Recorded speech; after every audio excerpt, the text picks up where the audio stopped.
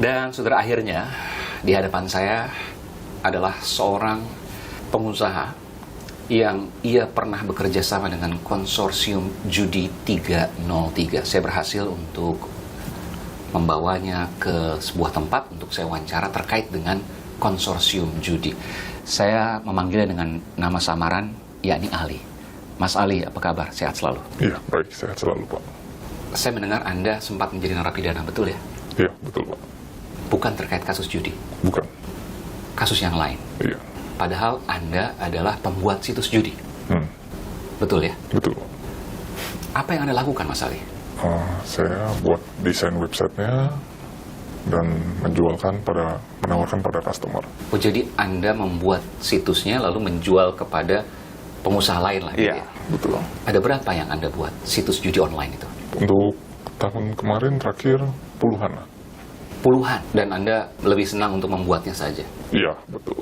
Dan Anda tahu semua siapa pengusaha-pengusaha yang membeli situs Anda itu? Beberapa saya tahu.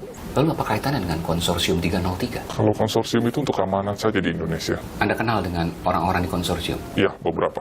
Orang Indonesia semua? Iya, orang Indonesia semua. Apa kaitannya situs judi dengan konsorsium?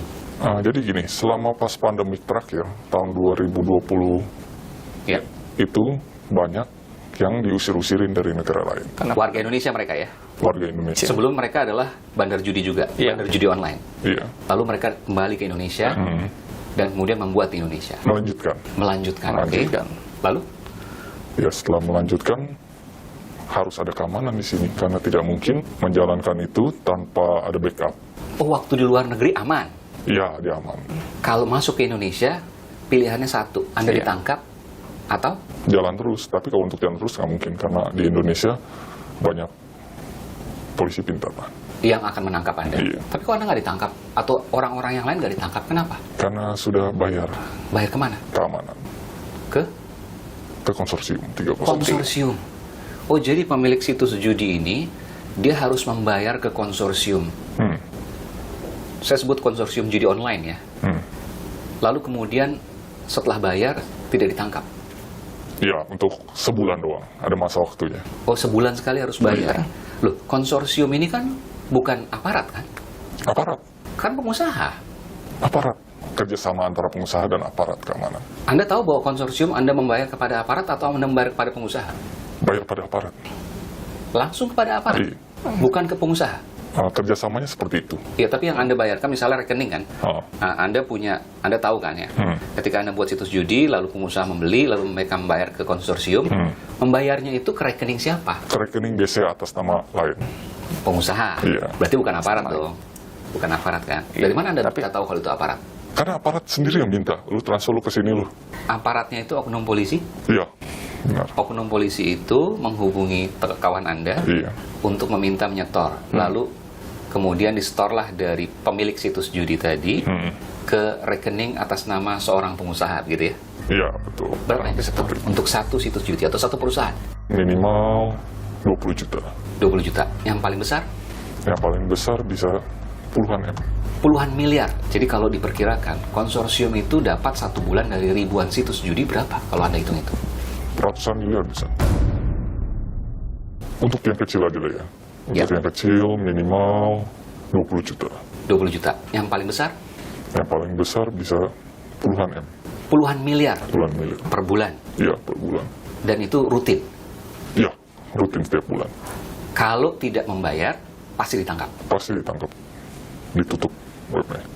Yang menangkap itu adalah apakah oknum polisi yang tadi meminta uang atau petugas yang lain? Petugas yang lain. Yang mungkin tidak terkait dengan oknum polisi tersebut. Iya. Oke.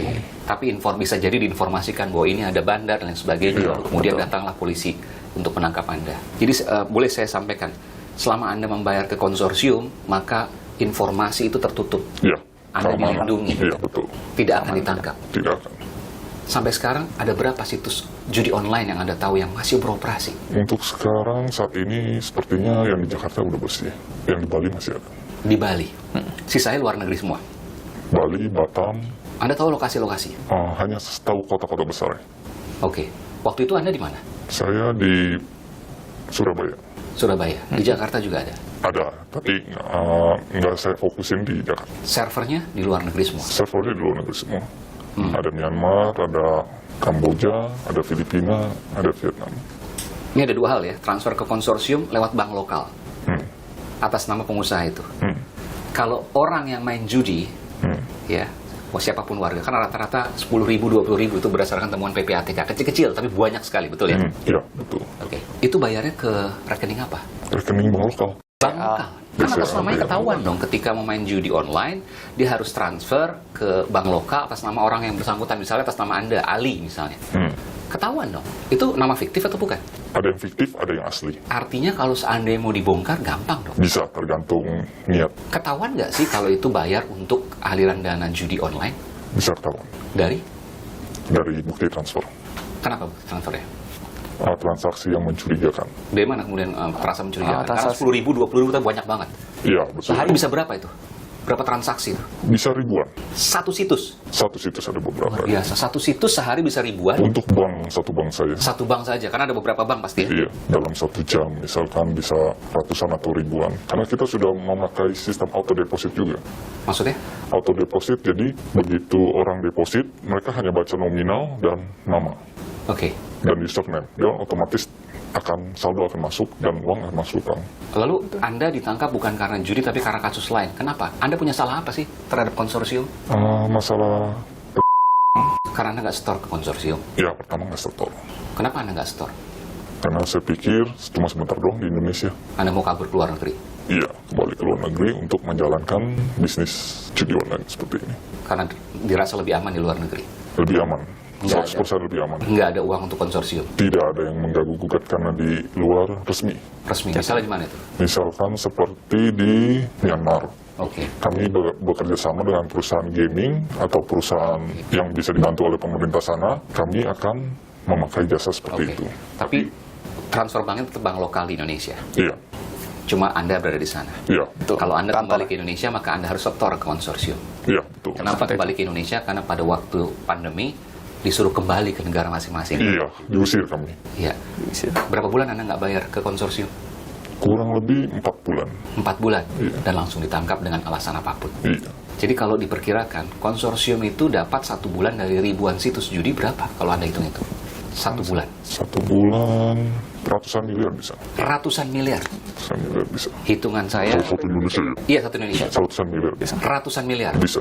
Kalau PPATK 155 triliun, ini transaksinya ya. 155 triliun rupiah setahun. Jadi perharinya transaksinya adalah 400 miliar rupiah lebih. Untuk konsorsium, fee-nya atau bayarannya atau suapnya itu ratusan miliar rupiah per bulan, perkiraan Anda. Bahkan bisa mencapai triliunan per bulan. Anda kenal semua orang-orang di konsorsium itu? Tidak, hanya sebagian. Anda sempat membaca diagram Beberapa. Sambu? Baca. Apakah nama-nama tersebut yang Anda lihat berada di dalam konsorsium 303? Iya, benar. Ada.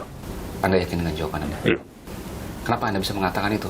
Ada salah satu mungkin yang pernah menghubungi Anda dari diagram itu? Iya, betul. Ada salah satu yang dari diagram itu menghubungi saya. Tapi pihak swasta ya? Iya. Bukan aparat oknum polisi misalnya? Aparatnya itu langsung. Aparatnya juga ada, pernah menghubungi Anda di situ? Yang pihak swastanya mengatakan apa? Jadi kerjasama konsorsium mengataskan nama PT, misalkan. PT yang terkenal lah ya? Iya, PT yang terkenal. Padahal bohong? Iya. Oke. Jadi kerjasama untuk keamanan di Indonesia, hukum. Jadi Mereka kok tahu nomor HP Anda? dari kenalan. Oh, karena ada lingkup yang berkelindan. Iya, kita ada komunitas jadi. Iya. Ada komunitas dalam grup, Ya. Facebook. Jadi kita berkomunikasi lewat situ. Dan yang paling aktif sih Telegram. Lewat Telegram. Telegram. Karena Telegram tidak bisa disadap. Menawarkan pengamanan. Iya. Bilangnya seperti apa dari pihak swasta? Ini pengusaha ya? Jadi mereka datang nawarin, Weblu udah kena konsorsium belum? Kalau belum, Maksudnya gabung. belum gitu? Iya. Oke. Kalau belum gabung sama kita karena kebetulan kita juga lagi cari beberapa rekan untuk jadi satu konsorsium dengan kami. Punya screen capture-nya apa? Screenshot-nya soal itu? Tidak ada. Anda nggak sempat menyimpannya? Iya. Atau bukti-bukti lain misalnya? Bahwa diminta untuk menyetor konsorsium dan lain sebagainya? Ada? Kalau misalkan Telegram saya bisa dibuka lagi bisa. Oh, ada? Bisa. Karena Anda sempat jadi narapidana, itu semua sudah disita ya? Iya, betul. Semuanya ditelegram. Ada bukti. Kalau pihak aparat oknum polisinya mengatakan apa? Oknum polisinya mendatangi langsung. Mendatangi langsung yang tempat-tempat yang udah di target sama mereka. Misalkan ada 5 target mereka dan 1 mereka dapat, ada yang bilang, ini web kamu belum ada konsorsium, mau gabung apa gimana gitu. Apa mau kita proses saja secara hukum. Oh, dia justru menawarkan bahwa ini gabung konsorsium nih. Iya. Yang datang Bintara atau Perwira? Saya kurang tahu karena saya bukan dari kepolisian, tapi mudah lah. 30-40an. Tahu dari mana Anda kalau dia polisi? Karena sebelum datang pasti mereka mengenalkan diri dulu. Saya siapa, dari pihak mana, seperti itu. Kan bisa saja bohong. KTA. Oh, mereka tunjukkan KTA-nya? Iya. Jadi Anda tahu pangkat dan namanya? Sekedar tahu doang. Meskipun KTA kan juga bisa dibuat palsu. Bisa dibuat palsu. Betul. Jadi apakah itu benar atau tidak? Dari mana kemudian Anda bisa meyakinkan itu bahwa itu adalah aparat polisi? Setelah menguji. Oke.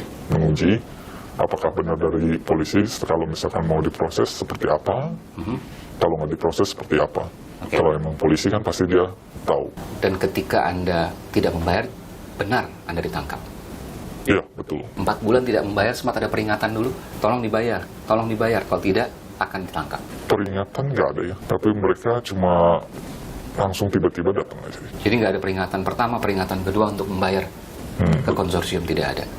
Setelah mereka datangnya baru mereka kasih peringatan gitu. Oke. Terbalik sistemnya, jadi mereka datang dulu baru kasih peringatan. Mau bayar nggak gitu? Iya. Karena mendekam di penjara berapa lama? Kurang lebih 2 tahun. 2 tahun? Hmm. Dan sekarang sudah masa pembebasan bersyarat ya? Oke. Saya mendengar juga seluruh surat-surat Anda ditahan sampai saat ini, ijazah dan lain sebagainya. Ya, surat-surat pribadi sih. Ya, jadi Anda tidak bisa melakukan apa. Tapi kalau Anda keluar negeri nggak bisa dong? Ya, Buat mungkin paspor dan lain sebagainya. mungkin sampai saat ini mungkin tidak bisa, mungkin ke depannya tidak tahu.